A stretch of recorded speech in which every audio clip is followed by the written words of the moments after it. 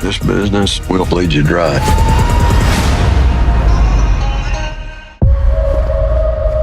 You think you understand how this business works, but you don't. You have to know the rules of the game and bend them. And you really have to know them to break them. Hey, I'm from Texas. Monty is dead, and now his trophy wife runs the company. She owns it, but I run the company. We drilled 6 so far. Because here is the thing about Rebecca. She is incredibly capable. Nobody in that company doubts that.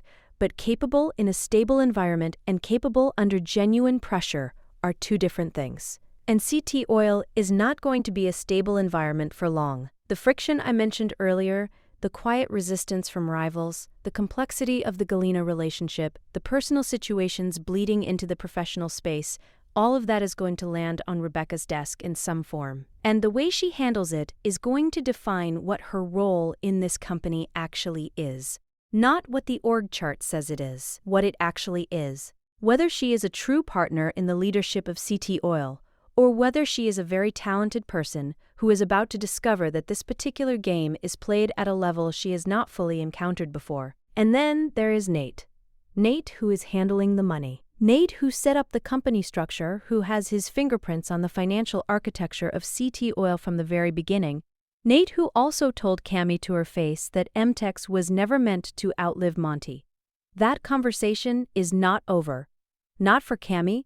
She filed that away. She heard exactly what Nate was communicating, and she is not the kind of person who forgets the moments that hurt her most. And Nate, being inside CT Oil, being the person managing the financial flow of the company that she is now positioned against, means that every decision Nate makes for CT Oil is also a decision that lands in Cammy's world, somehow. Because the basin is not that big, and the money moving through CT Oil is moving through the same ecosystem that Cammy is now trying to navigate on her own. Every deal Nate structures for Tommy is a deal that might be competing with something Cammy is trying to put together. And Nate knows it. And somewhere in Season 3, that awareness is going to surface in a way that nobody inside CT Oil is prepared for. Because the real question of Section 3 is not whether. Let's talk about something that the show has been building toward for 2 full seasons, but has never fully paid off yet. The moment where Cammy stops reacting and starts initiating. Because every major move Cammy made in Season 2 was a response to something. A response to Monty's death, a response to Tommy's decisions, a response to the company falling apart around her. She was never the one setting the terms. She was always the one absorbing the impact of terms that other people set. And that pattern, that exhausting, demoralizing pattern of always being one step behind the thing that is happening to you, is exactly what Season 3 is going to break. Because Cammy has had time now, time to sit with everything that happened, time to stop reacting and start thinking. And a Cammy who has had time to think is a completely different animal than the one we watched scramble through Season 2. Here's what I think she has been doing in the space between Season 2 ending and Season 3 beginning. She has been making a list, not literally, but mentally. Every person who owes her something, every relationship that was maintained out of respect for Monty that is now technically unattached, every piece of Mtex that still has value that nobody else has fully accounted for yet, every conversation she had that revealed something about what other players in the basin actually want but cannot publicly say they want. She has been cataloging all of it, organizing it, and now she is starting to figure out how to deploy it in a sequence that builds towards something real. Not revenge, not chaos, something structural, something that lasts. Because Cammy watched her father build something that defined his entire life, and she watched it collapse the moment he was gone. She is not going to build something fragile. Whatever she puts together in Season 3 is going to be built to survive her. And that long-term thinking, that patience that she did not have in Season 2, is what makes her genuinely. When Mtex dissolves, the lease portfolio has to go somewhere. Some of those leases are going to be clearly worthless, abandoned fields, dry holes, acreage that never produced and never will. Nobody is fighting over those. But buried inside that portfolio, and Cammy knows exactly where they are buried, are leases that look unremarkable on paper but sit on top of something significant. Acreage that was never properly evaluated because Monty acquired it for reasons that had nothing to do with its production potential. Maybe he was blocking a competitor. Maybe he was doing a favor for someone. Maybe he just had a feeling about a particular stretch of land that he never got around to acting on. Whatever the reason, those leases exist.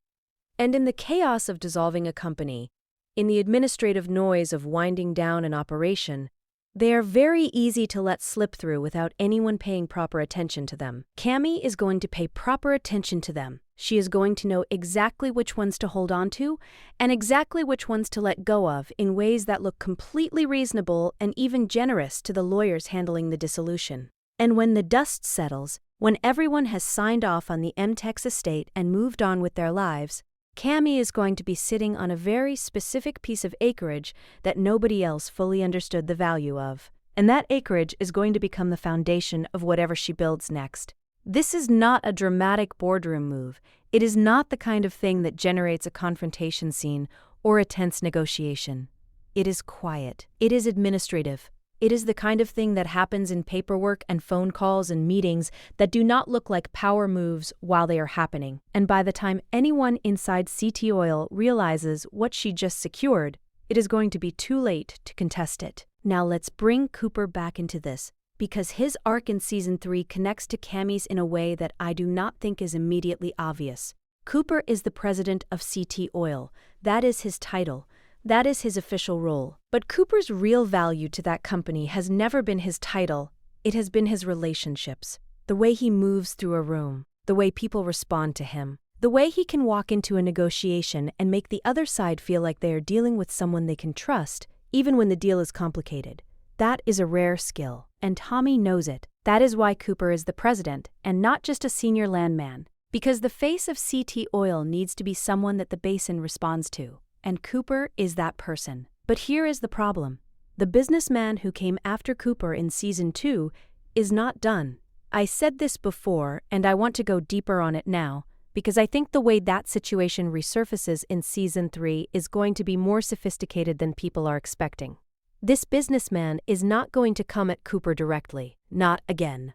That approach failed once, and powerful people who fail do not repeat the same mistake. They find a different angle. And the different angle here is not Cooper. It is CT Oil, because if you cannot destroy the man directly, you destroy what the man is building. You find a way to make CT Oil's existence complicated enough that Cooper becomes a liability to his own company. You create situations where having Cooper as the public face of that operation becomes a problem for the operation itself. And then you sit back and watch Tommy have to make the hardest decision of Season 3. The one where he has to choose between protecting his company and protecting the person he built it with. That choice is coming. I am as sure of that as I am of anything about this season, because Taylor Sheridan does not put a ticking clock on a character like Cooper without eventually making someone else feel the pressure of that clock. And where does Cammy fit into this specific dynamic? Here is where it gets genuinely uncomfortable. Cammy and Cooper have history, not romantic history. Not the kind of thing that generates a dramatic scene between them directly, but they existed in the same professional world for long enough that they know each other. They understand each other in the specific way that people understand each other when they have watched the same things happen from slightly different vantage points. And Cammy, who is now operating outside of CT Oil, who is building her own position in the basin without the constraints of being inside that organization, has a kind of freedom that Cooper does not have right now. She can make moves that CT Oil cannot make. She can have conversations that Tommy cannot have without it becoming a conflict of interest. She can position herself in spaces that the company needs access to but cannot officially pursue. That creates an interesting possibility, not an alliance exactly, not a formal arrangement, but a situation where Cammy's interests and certain individuals inside CT Oil's interests temporarily overlap in ways that are useful to both sides. And whether that overlap is something Cammy engineers deliberately or something that just emerges from the circumstances, the result is the same. She starts mattering to the CT Oil story in ways that nobody planned for and nobody fully controls. And that is exactly the kind of narrative position that Taylor Sheridan loves to put his most interesting characters in. Not inside the structure, not outside the structure, right at the edge of it, where they can influence everything without being accountable to anything. Let's talk about Angela now, because I think her role in Season 3 is going to be more consequential than people are giving her credit for. Angela came back. She and Tommy remarried.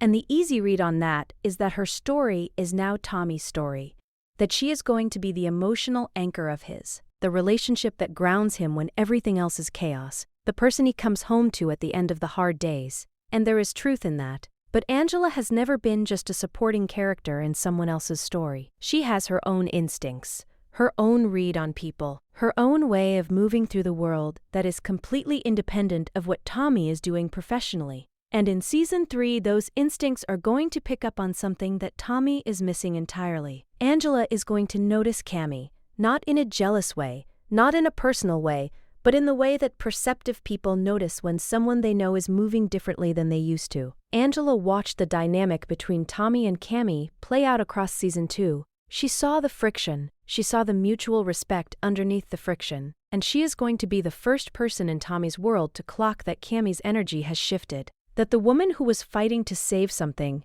is now fighting to build something. And Angela, being Angela, she is not going to sit quietly on that observation.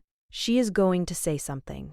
Whether Tommy listens is a different question. But Angela is going to try to flag it. And the moment she does, the moment she brings Cammy into a conversation that Tommy has not been having, the dynamic between Tommy and Angela is going to reveal something important about where they actually are in this remarriage. Because how Tommy responds to Angela's read on Cammy is going to tell us everything about whether he is treating her as a true partner or just as someone he loves.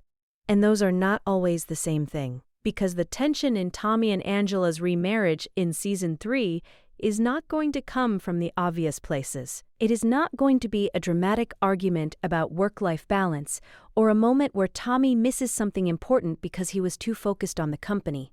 Those things will happen, but they are surface level. The deeper tension is going to come from the fact that Angela sees things Tommy does not want to see. She is going to push him toward conversations he would rather avoid. She is going to name things he would rather leave unnamed. And Tommy, who is brilliant at reading external threats, has a very specific blind spot when it comes to threats that are framed as personal matters. He tends to compartmentalize. He tends to separate the business problem from the human problem and deal with them in sequence rather than simultaneously. And Angela knows that about him. She has lived inside that pattern. And she is the one person who might actually be able to break him out of it before whatever Cammy is building gets close enough to do real damage. But here is the question that keeps sitting in the back of my mind as I think about all of this. What if Angela is not just observing Cammy from a distance? What if their paths actually cross directly in Season 3? Because both of these women are now operating in a world where Tommy is the central gravitational force. Angela is married to him. Cammy is, whether she admits it or not, building in direct response to him. And two people who are both defined in some way by their relationship to the same man, even if those relationships are completely different in nature, tend to find their way into the same room eventually. And when that happens, when Angela and Cammy are actually in the same space at the same time, the conversation that follows is going to reveal more about both of them than any conversation either one of them has with Tommy directly. Because the truest things people say are usually said to the person they are least guarded around, and Angela and Cammy have no reason to be guarded with each other, which means they might end up being more honest with each other than anyone else in this entire story. And that honesty, whatever form it takes, is going to change something. I do not know exactly what, but something shifts in. Let's talk about Dale, because I think he is one of the most underestimated pieces on this entire board, and Season 3 is going to remind everyone exactly why Tommy chose him to lead the exploration side of Court Oil. Dale is not a complicated man. He does not operate in the political layer of this business the way Tommy does. He does not think about optics or positioning or the long game of relationships. He thinks about the ground, he thinks about what is underneath it, and how to get to it, and what it is worth. And in a company that is still finding its footing, still establishing its credibility in a basin full of skeptics, having someone like Dale who can walk onto a piece of acreage and tell you with genuine confidence what is there and what it will take to get it out is not just useful, it is essential. Because CT Oil's entire value proposition in Season 3 is built on the idea that Tommy's team knows things that other operators do not. And Dale is a significant part of that knowledge base. But here is where Dale's story gets complicated in Season 3. Because Dale leading exploration means Dale is the person who is going to be working closest to the ground. Literally, he is going to be out in the basin. He is going to be talking to roughnecks and geologists and field operators. He is going to be moving through the territory in ways that the rest of the CT Oil leadership team is not. And that means he is going to be the first person inside CT Oil who comes into contact with whatever Cammy is quietly putting together out there. Not in a boardroom, not in a formal business context, but in the field, in the casual, unguarded conversations that happen between people who work the same land and know the same terrain. And Dale, who is loyal to Tommy in the most uncomplicated and absolute way, is going to pick up on something out there that he does not immediately know how to interpret. Something that feels off, something that suggests the acreage picture they were working. And when Dale brings that back to Tommy, when he sits down and says something is not adding up out there, the conversation that follows is going to be the first moment in Season 3 where Court Oil has to confront the possibility that they are not operating with complete information, that someone else has been working the same territory quietly and has already positioned themselves in ways that affect CT Oil's plans directly. Tommy is going to ask the right questions. He always asks the right questions. But the answers are going to point somewhere he was not looking. And by the time the picture comes into focus, the advantage that Cammy built in the quiet is already locked in. You cannot unacquire a lease. You cannot unbuild a relationship. You cannot go back and rerun a negotiation that already concluded while you were focused somewhere else. The ground has shifted, and CT Oil is going to have to figure out how to operate on ground that is less stable than they thought it was when they started building. Now let's talk about Boss, because his role in Season 3 is going to carry a specific kind of weight that does not get talked about enough. Boss runs the crew. That is his function inside CT Oil. He keeps the operational side of things moving on the ground level. He manages the people who actually do the physical work of this business. And he is exceptional at it. The crew respects him in that uncomplicated, genuine way that you only get when someone has actually earned it over years of doing the work alongside you, rather than just directing it from above. But Boss is also carrying something into Season 3 that nobody has fully addressed yet. He has seen a lot. He has been through the Mtex collapse from the inside. He has watched people he respected make decisions that he did not agree with. He has absorbed a significant amount of professional trauma across 2 seasons and processed most of it by just keeping his head down and moving forward. Because that is who Boss is.